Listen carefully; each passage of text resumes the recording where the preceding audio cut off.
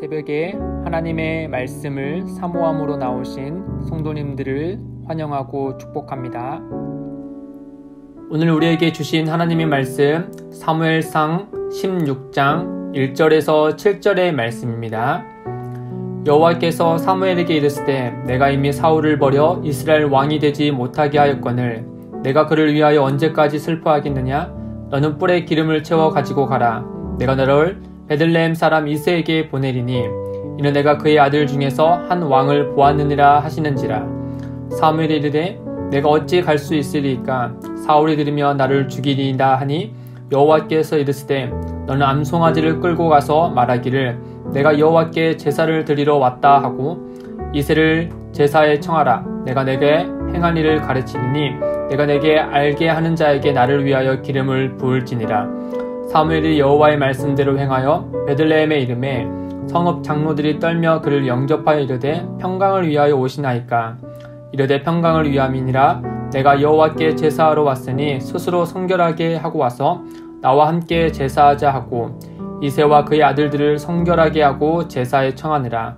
그들이 오매 사무엘이 엘리압을 보고 마음에 이르기를 여호와의 기름 부으실 자가 과연 주님 앞에 있도다 하였더니 여호와께서 사무엘에게 이르시되 그의 용모와 키를 보지 말라. 내가 이미 그를 버렸노라. 내가 보는 것은 사람과 같지 아니하니 사람은 외모를 보거니와 나 여호와는 중심을 보느니라 하시더라.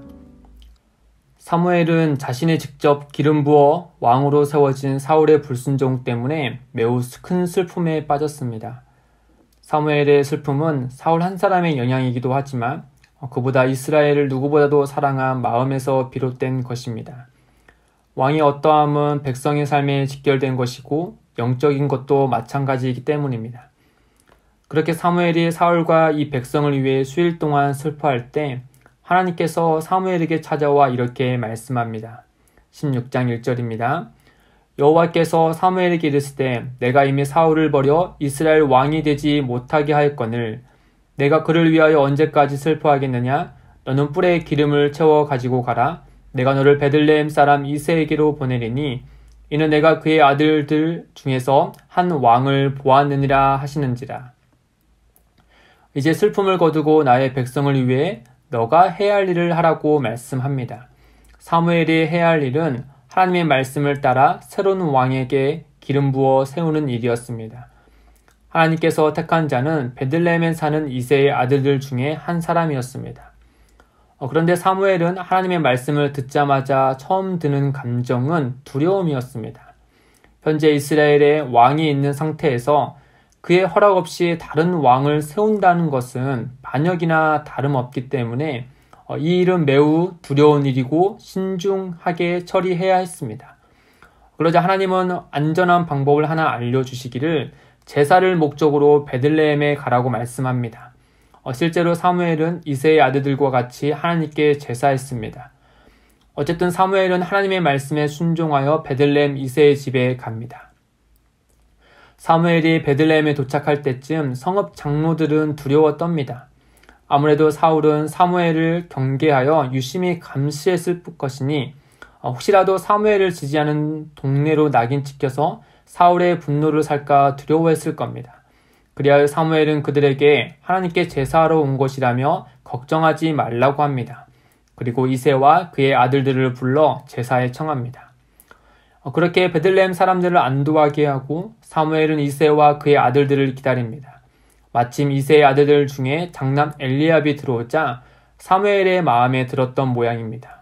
성경은 엘리압의 모습이 어떠한지 자세하게 알려주지 않지만 어쨌든 사무엘이 보기에 사울처럼 건장하고 또 용맹해 보였는지 새로운 왕으로서 적합한 인물이라고 판단했습니다. 그러나 하나님의 생각은 사무엘과 달랐습니다. 하나님은 사무엘에게 이렇게 말씀합니다. 7절입니다. 여호와께서 사무엘에게 이르시되 그의 용모와 키를 보지 말라. 내가 이미 그를 버려노라. 내가 보는 것은 사람과 같지 아니하니 사람은 외모를 보거니와 나 여호와는 중심을 보느니라 하시더라. 중심은 마음이란 말인데 성경은 마음을 한 인격의 중심 또는 핵심이라고 말합니다. 그렇게 사무엘은 자기의 판단을 내려놓고 하나님이 보신 마음이 합한 사람을 기다립니다. 제사에 초대된 이새의 아들들 7명을 차례대로 다 보았지만 하나님이 택한 사람이 없었습니다. 사무엘은 이새에게 내 아들들이 다 여기 있느냐라고 묻자 이새는 막내가 여기에 없다고 대답합니다. 이윤즉 막내는 양을 치고 있기 때문에 본인이 부르지 않았다라고 합니다. 그렇게 사무엘은 이새의 막내 아들이 집에 도착하기까지 기다리고 마침내 그가 도착하자 하나님께서 택한 인물임을 그제서야 알아봅니다. 그리고 그에게 기름을 붓자 여호와의 영이 막내 다윗에게 크게 임합니다. 과연 하나님께서 사람의 중심을 보시고 택한 이새의 막내 아들 다윗은 어떤 사람이었을까? 오늘 본문에서 찾아볼 수 있는 것 중에 2가지를 살펴보면 첫째는 그는 제사에 부름받지 못한 막내 아들이었다는 점입니다. 즉 아버지 이새의 마음에 들지도 못한 그저 아들들 중에 막내에 불과했습니다. 12절을 긍정적으로 보면 다윗의 외모가 순수하고 건강한 모습으로 비춰지지만 실은 문장 그대로 하면 아직 어린 소년에 가까운 즉 건장한 청년이나 성인보다 한참 어린 소년의 모습으로 볼 수 있습니다. 즉 사람의 외모를 보는 사회에서 한 성인으로 인정을 받기도 애매한 또 사회적 순위에도 들지도 못할 정도로 별 볼 일 없는 사람 그런 막내에 불과했다라는 점입니다. 그리고 성경은 둘째로 그를 양치기였다라고 말합니다. 성경의 여러 곳에서 하나님과 왕이 그의 백성들을 다스리는 모습을 성실한 목자의 상을 비유하여 들곤 합니다. 그러나 당시 사람들의 눈에 양치기는 그닥 중요한 일을 하는 사람이 아니었습니다. 어린 여자애들도 양을 지키며 또 칠 수 있을 정도로 정말 작은 일을 하는 사람이 양치기였습니다. 이처럼 이새의 막내 아들 다윗은 다른 아들들에 비해 외적인 것으로 어떤 특별한 것이 있지 않았습니다. 그럼에도 하나님께서 그를 택하신 이유는 사무엘에게도 말한 것과 같이 그의 중심이 하나님을 향하고 하나님의 마음에 들었기 때문입니다. 역대하 16장 9절에 여호와의 눈은 온 땅을 두루 감찰하사 전심으로 자기에게 향하는 자들을 위하여 능력을 베푸시나니 전심으로 자기에게 향하는 자들을 위하여 하나님은 그런 다윗을 보신 겁니다.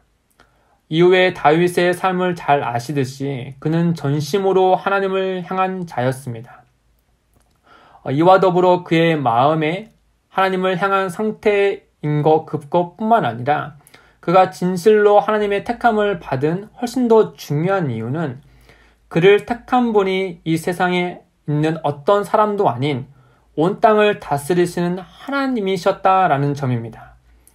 이 세상의 사람은 다윗과 같은 일을 택하지 않았을 겁니다. 영적으로 뛰어난 사무엘조차도 처음에 그를 보지 못하고 엘리야과 같은 사람을 보았습니다.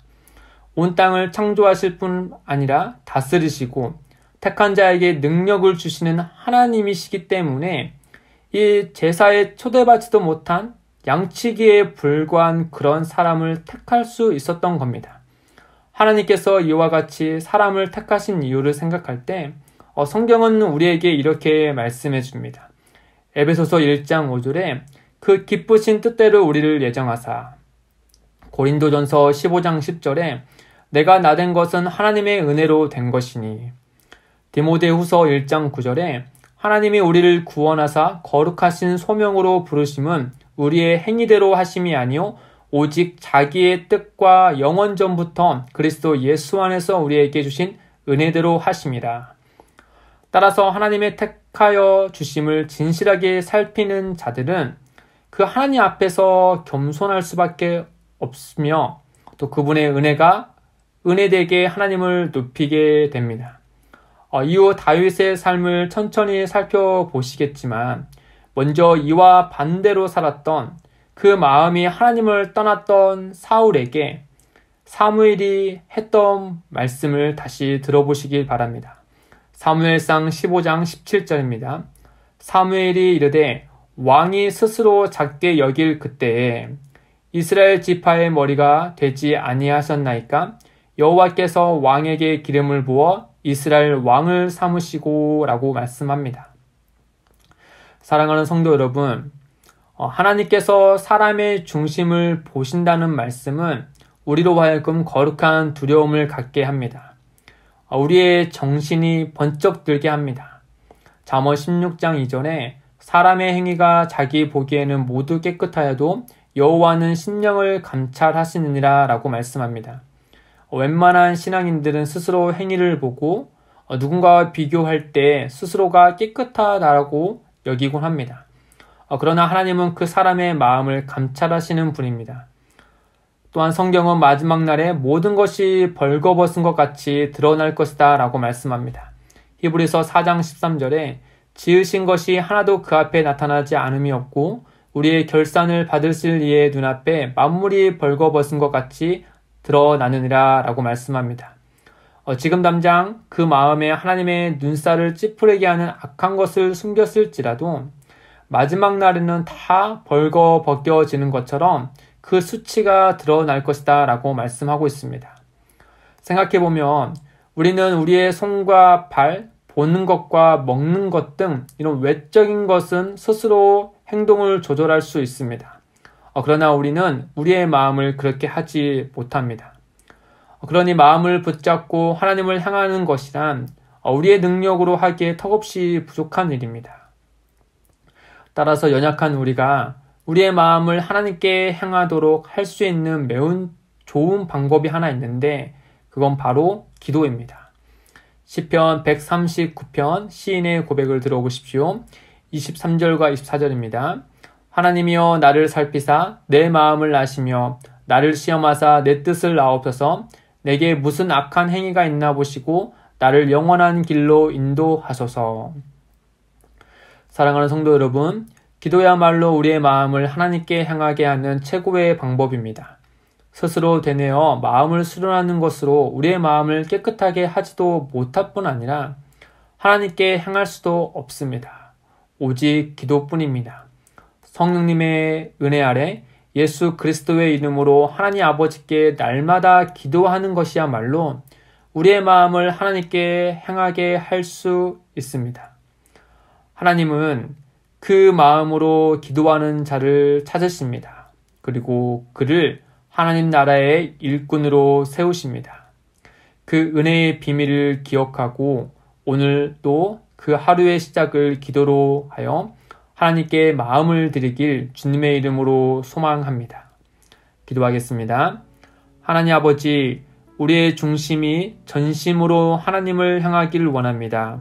연약한 우리를 살펴주셔서 날마다 기도의 자리에 있게 해주시고 삶의 모든 부분이 하나님을 향할 수 있도록 인도해 주옵소서.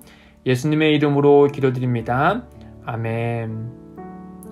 오늘도 두 가지의 기도 제목으로 함께 기도하며 나가겠습니다. 첫째, 우리의 중심을 보시는 하나님을 기억하고 거룩한 두려움 속에서 늘 겸손하고 정직하게 하옵소서. 둘째, 날마다 기도하게 하시고 마음에서 시작하여 삶의 모든 부분까지 하나님을 향하도록 하옵소서. 같이 기도하겠습니다.